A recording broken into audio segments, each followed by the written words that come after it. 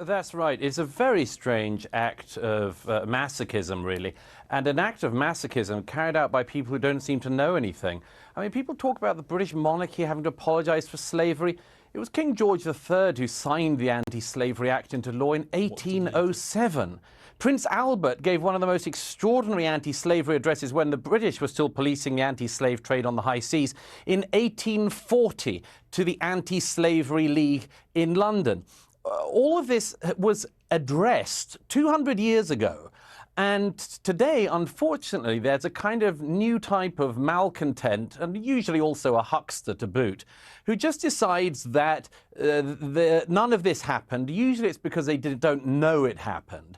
And as a result, they look at our history and everything in our country, right up to just, innocent pastimes like cricket, and they decide to name everything as guilty.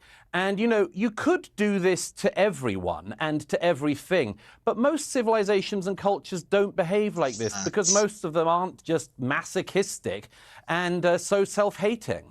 All right. What Douglas Murray just said was absolutely true. They just want to complain about all the things that happen in this country as if every other country were so good, and they never engaged in acts of slavery either, when majority, if not all, of the human race engaged in this type of behavior. But people want to complain, especially the liberals and the leftists in the most civilized countries in the world. They seem to want to complain about something that's really not to be complained about. When they're living fantastic lives, they just want to find something to always complain about, and Douglas Murray was spot on in what he just said. Paula, your response to that? I actually agree with Douglas about the fact that we don't know enough. He's absolutely right. We don't know enough, and it's important that we do. But part of the knowledge is also understanding the hurt and pain that were caused, not just about the good things. It's not just about the cherry picking. And wrongs are not about being masochistic. Saying sorry is not a bad thing. Saying sorry is actually a very empowering thing to do. Why does it matter that a bunch of royals now get forced into issuing grovelling apology? Who cares? How does it change anything? It doesn't do anything, in my estimation, to impact. What Peter said is true as well. What does apologizing change? All they want to do is just virtue signal. That's all it is. Because once they do apologize, they're still going to ask for more. It's just virtue signaling and wanting to be in the victim Olympics. And I'm oppressed and we're all oppressed and we need handouts is all it is.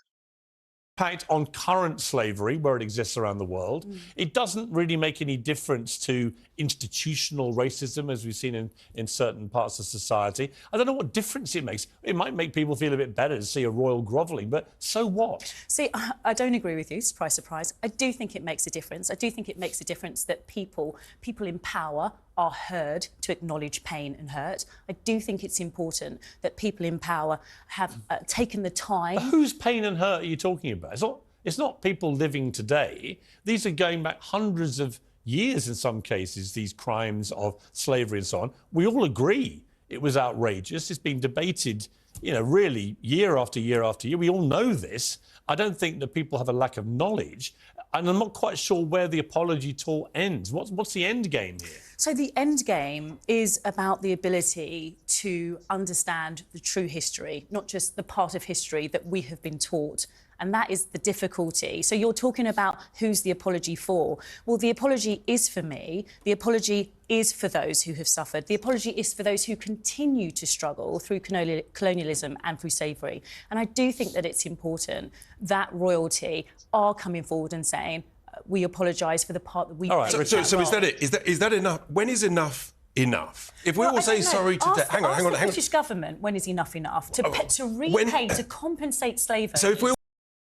That's exactly what I was saying. When is enough enough? Because as I said, what they will do is the apology would be said and they would still complain.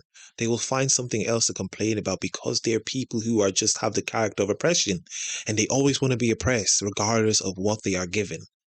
We all say sorry today. Enough? Well, that's my question to you, and you're not answering it. My point is, if we all say sorry today, it was terrible, which we all know. Yeah. Can we then say, right, that's done. We're going to look forwards. We're going to be positive. We're going to celebrate our achievements. learn from our failures, and we're done with apologising. Absolutely. And so how are we going to learn from our failures if we do not understand what we did wrong? You learn from your failures because that's what we're doing at the moment. The sort of report you had from the... How do you learn from your failures if you don't know what you did wrong? If you refuse to accept that you did wrong? Because the cricket board, the ECB, they've just produced a report. They've reported. Some of it was good. Some of it you can criticise or question. The point is, we've learned from that. We're moving on. We're celebrating. We're being positive. Otherwise, how have we learned? I tell you what it does. It depresses everybody. It leads to a perception of decline. I agree with that. I think what it does. I want to bring in Lee Greenwood here, who's a big country star in America, and he wrote "God Bless USA," one of the great anthems celebrating the United States. It's July 4th. Obviously, as I said at the start here, Lee, we don't celebrate it with quite such enthusiasm this side of the pond. We sort of take a view that Mad King George dropped the ball a bit, but I'm happy for my American friends that you have this day to celebrate. You wrote this great anthem, really, for your country. Can we be proud of our country anymore, or is this kind of this desire to feel this terrible regret about everything and apology for everything? Does that mar the pride? How do you feel? Well, I'm going to go out on a limb here and just say the people that I run with and talk to, and believe me, I tour across America all the time. We do 140, 50 days a year, every doghouse, outhouse, and roundhouse. And I talk to the American public. They listen to what I say, listen to what I sing. I happen to be a country music performer, but I was born in California, spent 20 years in Nevada. I live in the South now. And I wrote this song because it was for unity. It's a unity and for military sacrifice. And yeah, America started as an interesting expedition and then an experiment, and we fought it out. We fought each other in the Civil War and said, okay, we're going to bury the hatchet here. The trouble is, as we move forward, a lot of people try to change history. I'm okay with history. I'm okay with apologizing for what happened back then. But I agree with you, that was back then. Let's move forward. Let's move on past that, and let's not change history and try to change what happened. Yeah, I completely agree. Douglas, the problem is we've forgotten how to be genuinely proud of our great countries, both America and the United Kingdom, two of the greatest countries in the world. It's almost like every day now, somebody somewhere, normally on the left, the woke left, is queuing up to find a reason to hate the countries and their histories. And that's just what the left and the liberals are all about. They'll complain till their faces go red. They just want to complain and be victims of oppression is all it is. But they'll always stay in the countries that they so say they hate. They won't move countries. They won't move to the countries that they say are better than the countries that they're living in. They'll just keep complaining as they usually do. Well, it's a kind of grievance competition. Your guest earlier just tried to engage in it. I don't know what hurt she believes she's had from slavery. All of this was addressed 2 centuries ago. Everything has consequences. All history has consequences and ramifications. But, you know, if we were to play this fairly, we would at least look at all of the countries around the world that engaged in the slave trade who are simply not interested in any form of reparations. The Ottoman Empire, all the Arab countries who not just traded far more slaves than across the Atlantic, but castrated all the men so that there wouldn't be any more African slaves after them. They worked them to the bone. I see no interest across Africa in paying reparations for selling their brother and sister Africans into slavery or for working them to the bone to the present day. There is slavery across Africa today. In fact, there are more slaves in the world today than there were at the height of the transatlantic slave trade. So some of us are simply a bit bored of hearing people ripping at closed wounds and then crying about their hurt or their presumed hurt. Because everybody could do this. 1 million Europeans were stolen by North Africans over the course of decades of the North African Barbary pirate slave trade. Where would you end if you did that? The answer is you couldn't end, because nobody is alive who has actually suffered the hurt, and nobody is alive who did the wrong. And I'd make one other point, if I may. It's always the countries that people want to come to who are put through this struggle session. Britain, like America and France, are the most desired destinations for migrants worldwide and have been for centuries. Why is that? It's not because we're racist, it's because we're better. It's because we're good. It's because when we see racism, we actually call it out and recognize it as a sin. Try finding that across Africa. Try finding that across the Middle East or in China. Nobody would hear. So what we have is a situation where the more virtuous countries are presented as the worst countries. It's sick, and most of us are tired of it.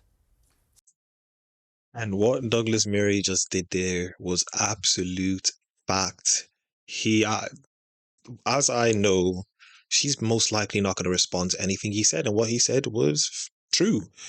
If we wanted to engage in this, every country can engage in the same thing that she's engaging in. And where will it stop? Where do we begin? Where do we look to say this is the starting point and this is the end point? We won't be able to do it. But for some reason, it's always the countries, as I said, the most privileged ones that have the people who always want to complain. Thank you, Douglas.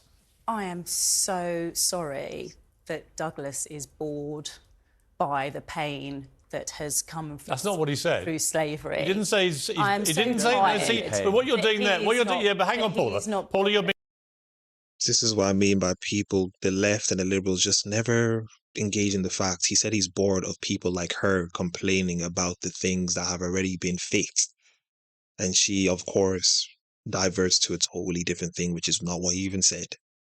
Being very disingenuous. That's not I what don't he think said. I am, And and I viewers think aren't if you stupid. read his article- They know exactly what he said. You He's are. not saying he's bored by the pain. He's saying, and I think it's a perfectly valid point, the pain that people who are alive today are claiming they're suffering for what happened 200 or 300 years, it's not a real pain. They're not the ones who suffered what was going on 200 or 300 years ago. So, in terms of justice for all, I mean, I think we'd all agree that there Well, should I'm be not justice. suffering from when the I think- Normans I think invaded we'd this all country. agree. I'm not suffering from what my ancestors went through. I noticed Or that from I'm the- not being allowed to respond. But hang I on, or noticed from the if Romans. there's- In other words, where do you take this? I mean, should I now be Well, I can feeling take pain it to from what the 2015. Romans did to this In country? terms of slavery, I can take it to 2015 when the slave owners were compensated by the government. So I can take it to that extent. where does your personal pain And come? I can say to you, that I don't think that apologising is a bad thing. I think that apologising for a wrong is a good thing. I think that the Dutch royal family have done a fantastic thing in acknowledging I think it'll what has gone Okay, wrong I hear you, in but look, I society. honestly think it'll make no difference at all. That's all the left and the liberals want to do. They just want to virtue signal, complain about how oppressed they are, continue to talk, and not fix anything. And that's all it is. But anyway, that was another video, another reaction. As I usually say, if you guys enjoyed the video, please like the video as much as possible. Comment down below. Let's get a discussion going down below. I'll reply to as many comments as possible. Subscribe to the YouTube channel. Follow me on Instagram and Twitter at YinkaThatGuy. And I am out.